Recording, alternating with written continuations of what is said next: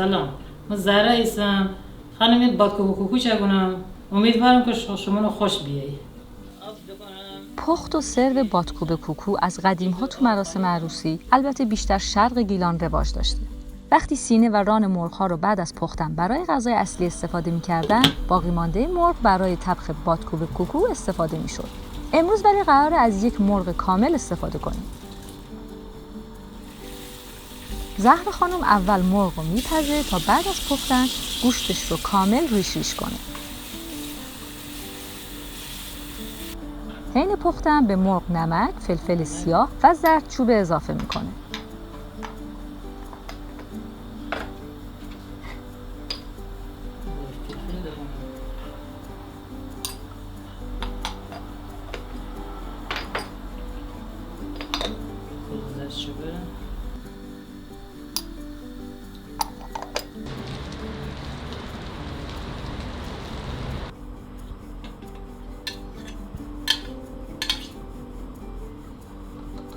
بعد از اینکه مرغ پخت، گوشتا رو جدا کرده و ریششون میکنه.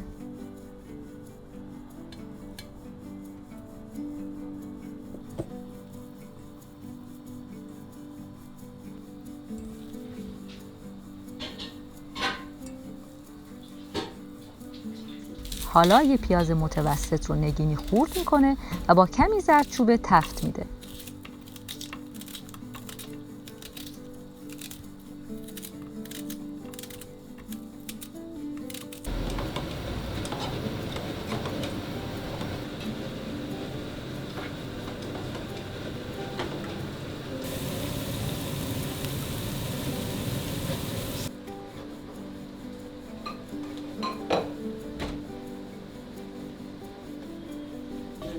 بعد از اینکه پیازها طلایی شدن، اونا رو به مرغ اضافه میکنه.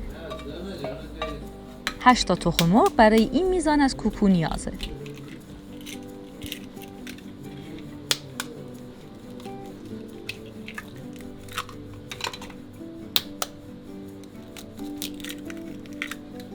حالا مواد رو با هم مخلوط میکنه.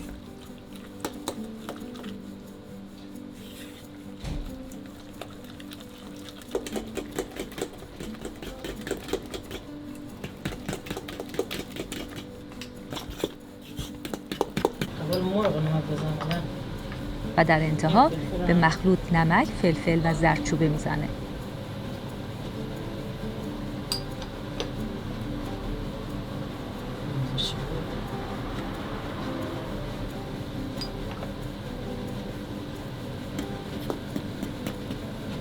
بعد از اینکه روغن توی تابه داغ شد، مایه کوکو رو میریزه توی تابه.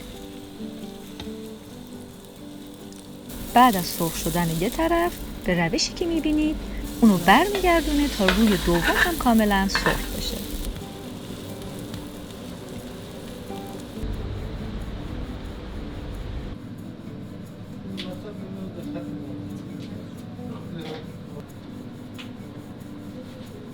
الان همین نامزه موزه اونم دی. بیا خانم دقیقه بیا. بس همه بس بگو. فروش کنی. کیس رو بگو. خانم همه غذا خود چاکنی. اونا همه من یاد دادم. خوشون خانه اگه کار نگودی. من آشپزی بلدم دیگه فراموش کردم.